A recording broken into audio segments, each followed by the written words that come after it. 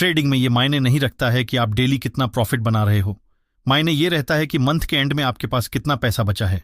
आप कोई भी स्ट्रेटजी सीख जाइए, लेकिन बिना रिस्क मैनेजमेंट के आप कभी भी एक प्रॉफिटेबल ट्रेडर नहीं बन सकते हैं। जैसे मान लीजिए आपने 10,000 से ट्रेडिंग की शुरुआत की और आपने कोई एक स्ट्रेटजी की मदद से कुछ ही दिनों में 10,000 से 50,000 रुपए बना लिए। बट आपको एक बात हमेशा याद रखनी चाहिए, चाहे कोई भी स्ट्रेटजी हो, 100% कभी भी काम नहीं करता है। आप कितनी भी अच्छी स्ट्रेटजी सीख लीजिए, उसकी विन रेट हमेशा 70 से 80% ही रहती है। यानी कि अगर आप कोई एक स्ट्रेटजी की मदद से दिन में 10 ट्रेड लेते हैं तो केवल 7 से 8 ट्रेड ही सही होगी, बाकी के 2 से 3 ट्रेड गलत होगी जिसमें आपका स्टॉप लॉस हिट होगा। तो अगर आपने बिना रिस्क मैनेजमेंट के नियम को फॉलो किए हुए 10,000 से 50,000 बना लिए, तब भी केवल 2 गलत ट्रेड आपकी टोटल प्रॉफिट को लॉस में कन्वर्ट कर सकती है। इससे बचने के लिए रिस्क मैनेजमेंट के नियम को फॉलो करना चाहिए, जिससे आप कम रिस्क में बड़ा प्रॉफिट बना सकते हैं और अपने कैपिटल को भी सेव कर सकते हैं।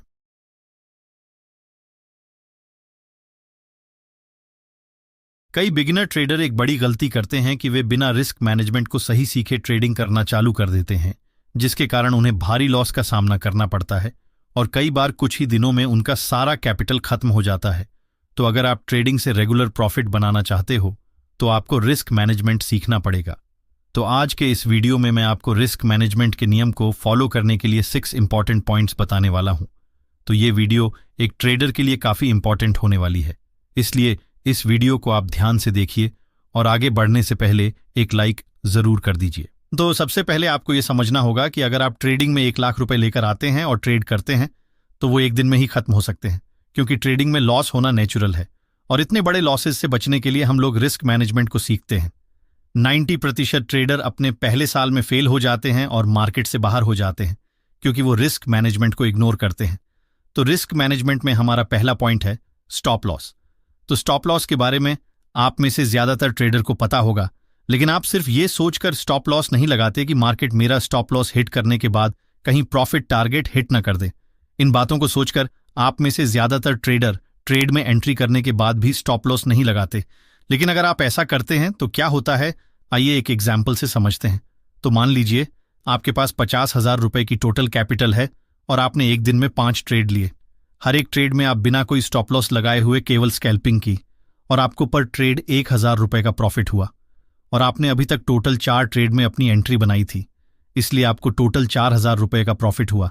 यानी कि आपका कैपिटल 50,000 से 54,000 का हो गया है।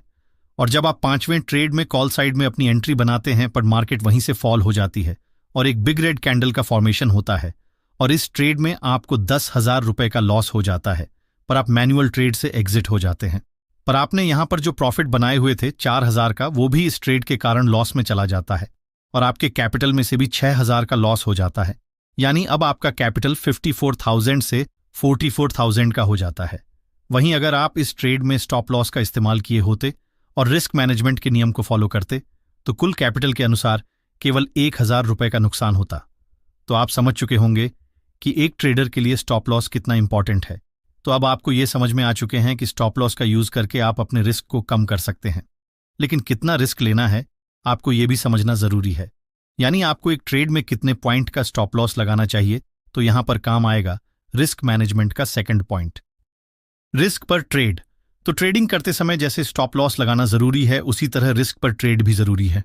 जैसे मान लीजिए आपने 50,000 रुपए से ट्रेडिंग की शुरुआत की और पहले दिन ही आपने अपने कैपिटल का 50% रिस्क ले लिया और आपने उस ट्रेड में स्टॉप लॉस भी लगाया था, लेकिन उस ट्रेड में आपका स्टॉप लॉस हिट हो जाता है तो पहले दिन ही आपका कैपिटल आधा हो जाएगा, जिसे रिकवर करना बहुत मुश्किल हो सकता है और इतने बड़े लॉस के कारण आपका ट्रेडिंग साइकोलॉजी भी खराब हो जाएगा।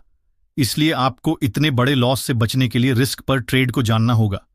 मतलब आपको एक ट्रेड में कितना रिस्क लेना है ये जानना बहुत आसान है।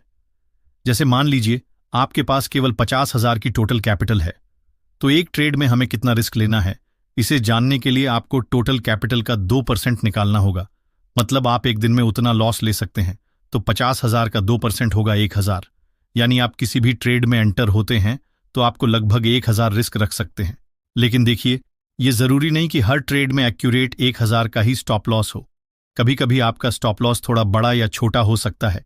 जैसे मान लीजिए किसी किसी ट्रेड में स्टॉप लॉस 1200 या 1500 तक हो सकता है और किसी ट्रेड में केवल 500। लेकिन अगर उससे ज्यादा बड़ा स्टॉप लॉस आ रहा है किसी ट्रेड में, तो आप उस ट्रेड को अवॉइड कर सकते हैं। क्यों? क्योंकि आप और हम जानते हैं मार्केट कभी भी बंद होने वाली नहीं है। मार्केट हमें हमेशा मौका देगी, लेकिन शुरुआती समय में सबसे जरूरी होता है आपका कैपिटल को बचाना, क्योंकि जितना ज्यादा समय तक आप ट्रेडिंग कीजिएगा उतना अधिक आप सीखते जाइएगा।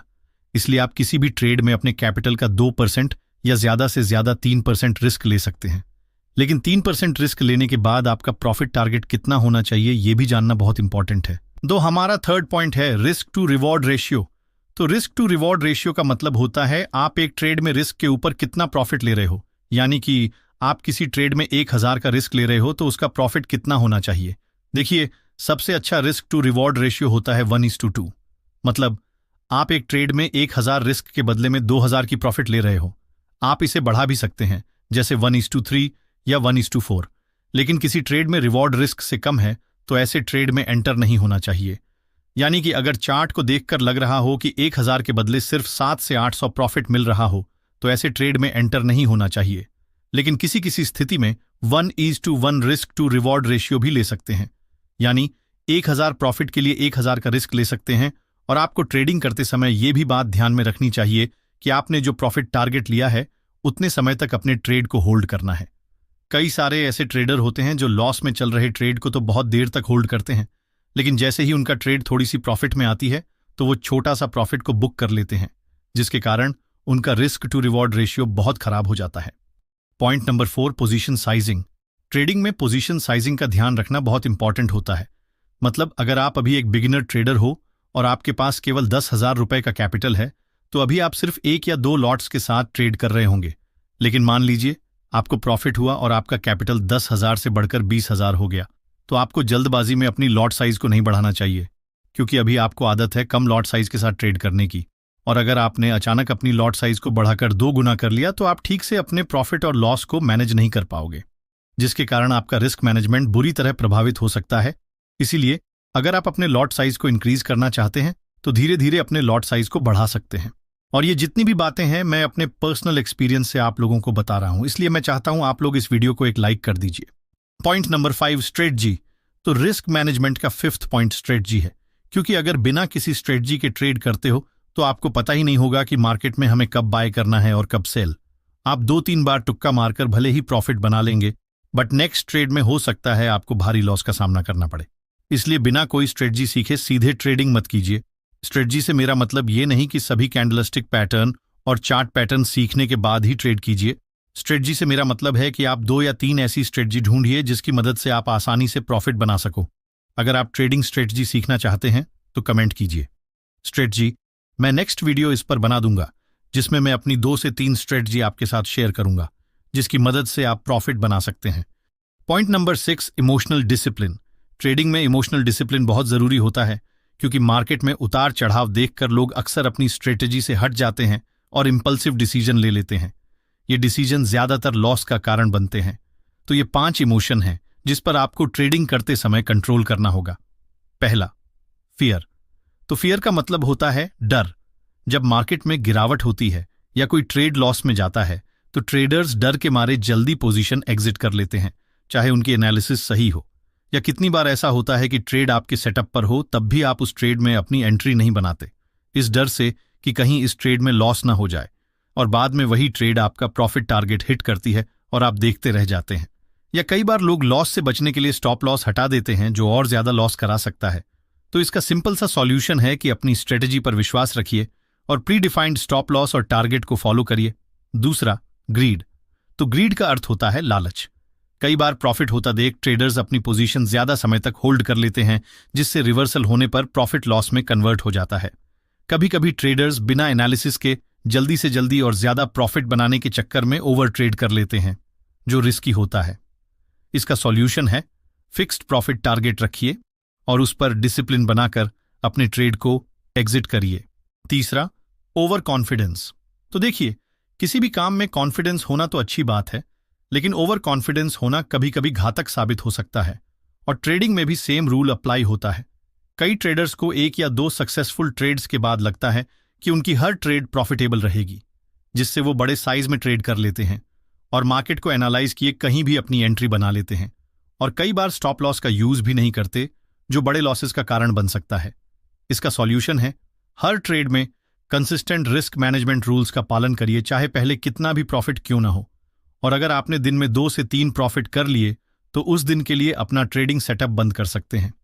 क्यों? क्योंकि अगर आप लगातार मार्केट को देखते रहोगे तो दिन में कई सारे ट्रेड में अपनी एंट्री बना लेंगे, जिसके कारण आपने पहले जो प्रॉफिट बना रखे थे वो भी खो देंगे। चौथा, रिवेंज ट्रेडिंग। तो रिवेंज ट्रेडिंग का मतलब होता है बदले की भावना से किया गया ट्रेडिंग। जब ट्रेडर्स को लॉसेस होते हैं तो वो जल्दी पैसा रिकवर करने के लिए बिना सोचे समझे ट्रेडिंग करते हैं। इस इंपल्सिव ट्रेडिंग में लॉजिकल डिसीजन मेकिंग नहीं होती, जिससे और ज्यादा लॉस होता है। इसका सिंपल सॉल्यूशन है, लॉस होने पर ब्रेक लीजिए, अपनी स्ट्रेटजी रिव्यू करिए और तभी नेक्स्ट ट्रेड लीजिए। पांचवा, फोमो। तो फोमो का अर्थ होता है फियर ऑफ मिसिंग आउट। जब कोई स्टॉक फास्ट मूव करता है तो लोग फोमो में आकर बिना एनालिसिस के एंट्री ले लेते हैं, जो रिस्की होता है। जैसे मान लीजिए आपने किसी चार्ट में अचानक से प्राइस बहुत फास्ट अपसाइड मूव देती है, जिसको देखते हुए आप बिना कोई प्लानिंग के सीधे उस ट्रेड में एंट्री बना लेते हैं, ये सोचकर कि कहीं यह मौका हाथ से ना निकल जाए। बट मार्केट थोड़ी देर में ही नीचे आती है, जिसके कारण आपको लॉस का सामना करना पड़ता है। इसलिए मार्केट में एंट्री के लिए प्रॉपर प्लानिंग जरूरी होती है, वरना गलत एंट्री लॉस दे सकती है। सभी बिगिनर ट्रेडर्स के लिए एक और फाइनल टिप, इमोशनल डिसिप्लिन बनाए रखने के लिए अपनी ट्रेडिंग स्ट्रेटजी लिखकर रखिए और उसी को स्ट्रिक्टली फॉलो करिए। ट्रेडिंग में सक्सेस का राज इमोशंस पर कंट्रोल रखना होता है। जैसे मान लीजिए आज आपने ट्रेडिंग में क्या मिस्टेक किए जिसके कारण आपको लॉस हुआ। अगर आप उसे एक नोटबुक में लिख लेते हो तो कल आपको याद रहेगा, और अगर चार्ट पर फिर सेम कंडीशन बनता है तो आप वो गलती दोहराने से बच सकते हैं। तो ट्रेडर्स, आपको ये वीडियो से कुछ सीखने को मिला हो तो इस वीडियो को एक लाइक जरूर कर दीजिए और नए हो तो चैनल को भी सब्सक्राइब कर लीजिए।